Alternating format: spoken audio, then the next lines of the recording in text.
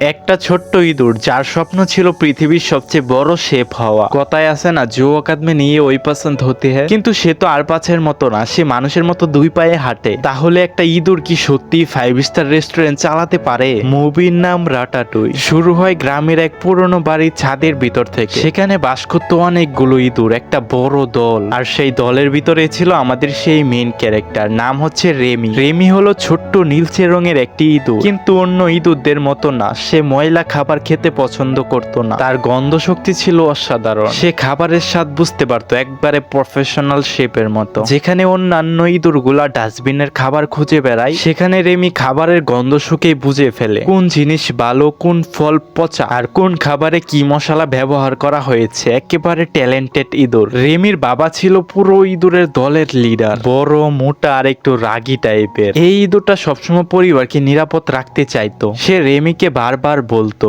আমরা ইঁদুর, মানুষ আমাদেরকে ঘৃণা করে, তাদের কাছ থেকে দূরে থাকাই ভালো। কিন্তু রেমির স্বপ্ন ছিল আলাদা। সে মানুষের ফেলে দেওয়া পুরনো টিপি দেখে। বিখ্যাত শেফ, তার নাম হচ্ছে গুস্ত, তার রান্না দেখে শিখে। গুস্ত ছিল একজন মোটা সুটা, একজন বিখ্যাত মানুষ শেফ। তার একটা কমন ডায়লগ ছিল, যে কেউ চাইলে রান্না করতে পারে। আর ঠিক এই কথাটাই রেমির মনে গভীরভাবে বসে যায়। একদিন রাতে রেমি আর তার ভাই এমিল একসাথে খাবারের খুঁজে বের হয়। এমিল হলো খেতে ভালোবাসতো, একটু অলস মোটা টাইপের। খাবারের স্বাদ যেমনই হোক, এটা নিয়ে তার কোনো মাথা ব্যথা নেই, তার শুধু পেট ভরলেই খুশি। হঠাৎ রেমি একটা বাড়ির রান্না করে খুব সুন্দর গন্ধ পায়। সেখানে একটা বৃদ্ধ মহিলা ঘুমিয়েছিল। রেমি খাবার দেখে এতটাই উত্তেজিত হয়ে পড়ে যে সে রান্না আর একটু ইমপ্রুভ করতে শুরু করে। সে খাবারে সুপের মশলা যোগ করে, চিপস অ্যাড করে, খাবারের টেস্ট ঠিক করে দেয়। কিন্তু তখনই আসল ঘটনা ঘটে। বৃদ্ধ মহিলা জেগে ওঠে, দেখে রান্নাঘরে ইঁদুর, আর সঙ্গে সঙ্গে শুরু হয়ে যায় ভয়ঙ্কর দৌড়ানি। হাতে ছিল বন্দুক, গুলি চালাতে থাকে। সাথে সাথে পুরো বাড়ি একদম বিশৃঙ্খলে ভরে যায়। একদিকে পুরো ইঁদুরের দল ধরা পড়ে যায়। রেমির বাবা সবাইকে নিয়ে দ্রুত পালানোর চেষ্টা করে। শত শত ইঁদুর বাড়ি থেকে বের হয়ে নদীর দিকে দৌড়াতে থাকে। চারদিকে গুলি, চিৎকার আর বিশৃঙ্খলা। এই দৌড়ের মাঝে রেমি তার পরিবার থেকে আলাদা হয়ে যায়। আহারে বেচারা,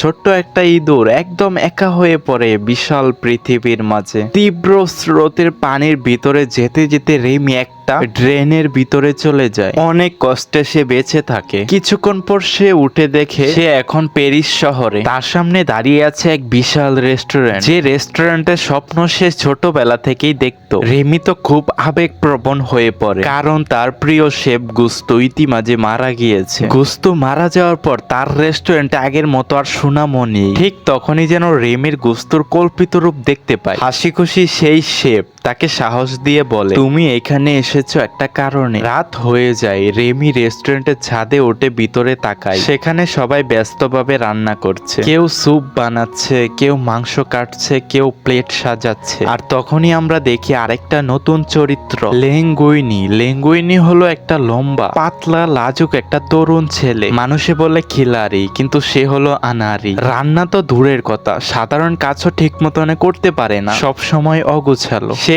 এই রেস্টুরেন্টে নতুন কাজ পেয়েছে, কিন্তু শেফ হিসেবে না, ময়লা আবর্জনা পরিষ্কার করার জন্য। মানে ছেলেটা এতটাই আনাড়ি যে কাজের প্রথম দিনে কি করবে বুঝতে পারছিল না। হঠাৎ রান্নাঘরে একটা বড় সমস্যা হয়ে যায়। একটা শেফের তৈরি করা স্যুপ নষ্ট করে ফেলে। সেইটা আর কেউ নয়, আমার মতো চিকন ছেলে। আবার সেটা ঠিক করতে গিয়ে আবারও খারাপ করে দেয়। সে ভুল করে অনেক উপকরণ ঢেলে দেয় স্যুপে। রেমি তো দূর থেকে দেখে মজা নেয়, আর এটা দেখে অবাক হয়ে যায়, কারণ সে বুঝতে পারে এই স্যুপ তো একদম বাজে হয়ে গেছে। এইটা দেখে রেমি তো নিজেকে আটকে রাখতে পারে না। সে দ্রুত রান্নাঘরে ঢুকে পড়ে, আর সে সবার অজান্তেই স্যুপ ঠিক করতে শুরু করে। সে মশলা ঠিক করে, নতুন উপকরণ যোগ করে, টেস্ট ব্যালেন্স করে দেয়। ঠিক তখনই লেঙ্গুইনি রেমিকে দেখে ফেলে। একটা ইঁদুর রান্না করছে, সে তো দেখে পুরাই অবাক। লেঙ্গুইনি নিজের চোখকে যেন বিশ্বাস করাইতেই পারছিল না। একটা ছোট্ট ইঁদুর মানুষের রান্নাঘরে দাঁড়িয়ে একদম প্রফেশনাল শেফের মতো স্যুপ বানাচ্ছে। সে ভয় পেয়ে রেমিকে দ্রুত একটা কাঁচের জারের ভিতর আটকে ফেলে, কারণ রেস্টুরেন্টে যদি কেউ ইঁদুর দেখে তাহলে সঙ্গে সঙ্গে রেমিকে মেরে ফেলবে। একদিকে রান্নাঘরের স্টাফরা স্যুপ টেস্ট করে একদম অবাক হয়ে যায়, কারণ নষ্ট হয়ে যাওয়া স্যুপ হঠাৎ করে অসাধারণ সুস্বাদু হয়ে গেছে। রেস্টুরেন্টের বর্তমান যে বড় হেড শেফটা আছে সেটাও ব্যাপারটা বুঝতে পারে। তার নাম হলো কিন্না। কিন্না হলো খাটো, মোটা, খুব রাগী টাইপের একজন মানুষ। সে সব সময় চায় পুরো রেস্টুরেন্ট তার কন্ট্রোলেই থাকুক। সে ভাবে এই আনাড়ি ছেলে হঠাৎ এত ভালো রান্না করলো কিভাবে। ঠিক তখনই একজন ফুড টেস্টার সেই স্যুপ খেয়ে প্রশংসা করে। তাই কিন্না বাধ্য হয়ে ল্যাংউইনকে রান্নাঘরের কাজ চালিয়ে যেতে দেয়। কিন্তু ল্যাংউইন জানতো সত্য কি। রাতের বেলা সে রেমিকে নিয়ে রেস্টুরেন্টের বাহিরে যায়। প্রথমে সে রেমিকে নদীতে ফেলে দিতে চাইলেও পরে থেমে যায়, কারণ সে বুঝতে পারে এই ইঁদুরটা আসলেই অন্যরকম। ল্যাংউইনে ধীরে ধীরে রেমির সঙ্গে কথা বলতে শুরু করে। আশ্চর্যের বিষয় হলো রেমিও তাকে বুঝতে পারে, আর তখনই তাদের দুইজনের মধ্যে একটি অদ্ভুত বন্ধুত্ব তৈরি হয়। ল্যাংউইন বুঝতে পারে রেমি আসলেই রান্নায় জিনিয়াস, তাই সে একটা পাগলামি আইডিয়া বের করে। রেমি যদি ল্যাংউইনের মাথার চুল টানে তাহলে ল্যাংউইনের শরীর নড়াচড়া করবে, মানে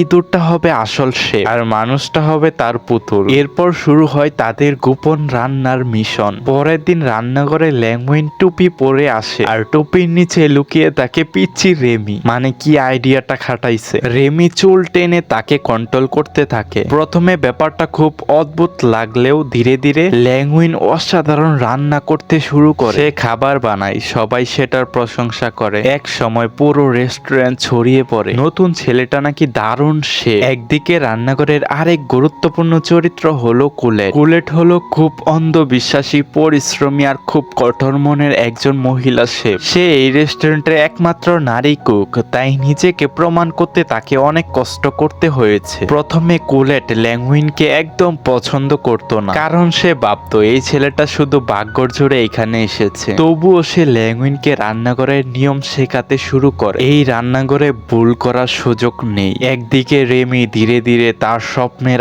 আরো কাছে চলে আসছিল। সে এখন সত্যি একটা বড় রেস্টুরেন্টের রান্নার নিয়ন্ত্রণ করছে। কিন্তু সমস্যা অন্য জায়গায়। রেমি নিজের পরিবারকে খুব মিস করছিল। একদিন হঠাৎ করে সে তার ভাই এলমির সঙ্গে দেখা হয়ে যায়। তারপর এলমি তাকে পুরো ইঁদুরের দলের কাছে নিয়ে যায়। এখানে তার বাবা সহ সবাই মিলে খাবার খেয়ে লুকিয়ে লুকিয়ে বেঁচে আছে। কিন্তু রেমি তো চেঞ্জ হয়ে গেছে। রেমি এখন আর আগের মতো নেই। সে শুধু বেঁচে থাকার জন্য খাবার খেতে চায় না, সে খাবারকে আর্ট মনে করে। তার বাবা এটা বুঝতে পারে। সে রেমিকে বলে মানুষ কখনো আমাদের বন্ধু হবে না। কিন্তু রেমি মানুষের জগৎকে অন্যরকম ভাবে দেখতে শুরু করেছে, বিশেষ করে ল্যাংউইনের সাথে কাজ করার পর। একদিকে রেস্টুরেন্টে ল্যাংউইনের জনপ্রিয়তা দিন দিন বাড়তে থাকে। তার এই জনপ্রিয়তা কিনারের সন্দেহ আরো বাড়িয়ে দেয়। সে বুঝতে পারছিল ল্যাংউইনের ভিতরে নিশ্চয়ই কোনো রহস্য আছে। একদিন কিনার ল্যাংউইনের পুরনো কিছু কাগজ খুঁজে পায়। সেখানে লেখা ছিল ভয়ঙ্কর একটা সত্য। ল্যাংউইন আসলে বিখ্যাত শেফ গুস্তোর ছেলে। মুভির ভিতরে যতই যাচ্ছি ততই ইন্টারেস্ট বাড়তেছে, বিশেষ করে আমার। যারা বুঝতেছো না তাদের জন্য না। আইন অনুযায়ী গুস্তোর পুরো রেস্টুরেন্টের আসল মালিক ল্যাংউইনই হতে পারে। আর এই সত্য জানাজানি হলে কিনারের সব ক্ষমতা শেষ হয়ে যাবে। কিনার এখন একদম ভয় পেয়ে গেছে, কারণ এই ছেলেটা যদি সত্যিই গুস্তোর ছেলে হয়ে থাকে তাহলে তো রেস্টুরেন্টের পুরো মালিকানা তার হাত থেকে চলে যাবে। তাই সে যে কোনো ভাবে এই সত্য লুকিয়ে রাখতে চায়। অন্যদিকে ল্যাংউইন এখনো বুঝতে পারছে না সে কত বড় ঝামেলার ভিতরে ঢুকে গেছে। সে শুধু রেমির সাহায্য নিয়ে রান্না করে যাচ্ছে আর দিন দিন অনেক জনপ্রিয় হয়ে উঠছে। একদিন হঠাৎ করে ল্যাংউইন বুঝতে পারে বা জানতে পারে সে আসলেই গুস্তুর ছেলে। এই খবর শুনে সে একদম অবাক হয়ে যায়, কারণ সে ছোটবেলা থেকেই কখনো তার বাবাকে দেখেনি, বাবার আদর বুঝেনি। আজ হয়তো জানতে পেরেছিল, কিন্তু তার বাবা আর নেই। এরপরে সবাই জানাজানি হয়। আইনগতভাবে রেস্টুরেন্টের মালিকানা ল্যাংউইনের হাতে তুলে দেওয়া হয়। কিনার রাগে ফেটে যেতে থাকে, কিন্তু কিছু করতে পারে না। একদিকে ল্যাংউইনি এখন অনেক ব্যস্ত হয়ে পড়ে। ইন্টারভিউ, মিডিয়া, কাস্টমার, চারদিকে শুধু তার নাম। আর ধীরে ধীরে সে রেমির গুরুত্ব কমিয়ে দিতে শুরু করে। ইঁদুরটাও বুঝতে পারে ল্যাংউইন এখন নিজেকে আসল শেফ ভাবছে। একদিন রান্নাঘরে ভুল বোঝাবুঝির কারণে দুইজনের মধ্যে বড় ঝগড়া হয়ে যায়। রেগে গিয়ে রেমি রান্নাঘর ছেড়ে চলে যায়। সে আবার নিজের ইঁদুর পরিবারের কাছে ফিরে যায়। কিন্তু ঠিক তখনই আরো বড় সমস্যা আসে। প্যারিসের সবচেয়ে বড় ভয়ঙ্কর ফুড রিভিউয়ার, সে যদি কোনো খাবারের ব্যাড রিপোর্ট দেয় তাহলে পুরো রেস্টুরেন্ট বন্ধ হয়ে যেতে পারে। তার নাম হলো আন্টার ইগো। ভাই নামটাই যে ভয়ঙ্কর আর কি আর বলবো। সে লম্বা, চিকন আর ভয়ঙ্কর সিরিয়াস একজন মানুষ। মজার ব্যাপার হলো গুস্তু রেস্টুরেন্টের জনপ্রিয়তা নষ্ট করার পিছনে এই লোকটার বড় ভূমিকা ছিল, কি কারণে সেটা জানি না, হয়তো পরের জন্মের শত্রু ছিল। একদিকে খাবার টেস্ট করার জন্য তারা আসছিল, অন্যদিকে রেমিকে ছাড়া ল্যাংউইন তো রান্না করে একদম অসহায় হয়ে পড়ে। সে বুঝতে পারে আসল প্রতিভা ছিল রেমি। তখন সে সবার সামনেই সত্যি বলে দেয়, আমি ভালো শেফ না, আসল শেফ হলো একটা ইঁদুর। কিন্তু রান্নাঘরে সবাই এটা শুনে অবাক হয়ে যায়, আর একে একে সবাই কাজ ছেড়ে চলে যায়, কারণ কেউই একটা ইঁদুরের সঙ্গে কাজ করতে রাজি না। রেস্টুরেন্টও প্রায় শেষ হয়ে যাওয়ার মতো অবস্থা, আর তখনই রেমি ফিরে আসে, আর তার সঙ্গে আসে পুরো ইঁদুরের দল।